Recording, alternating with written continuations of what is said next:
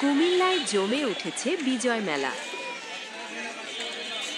কুমিল্লা মুক্তি দিবসে নগরীর টাউন হল মাঠে ৯ দিনব্যাপী এ মেলা উদ্বোধন করেন জেলা প্রশাসক মোহাম্মদ রেজা হাসান।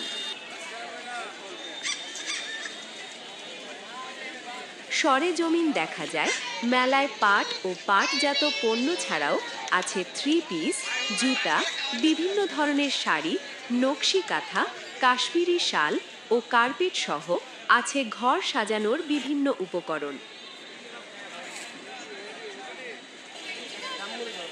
এছাড়া শিশুদের খেলনা, প্লাস্টিক পণ্য, কসমেটিক্স পণ্য সহ বিভিন্ন ধরনের প্রসাধনী, মাটির তৈজসপত্র সহ হরেক রকমের পণ্যের পসরা সাজিয়ে বসেছেন দোকানিরা।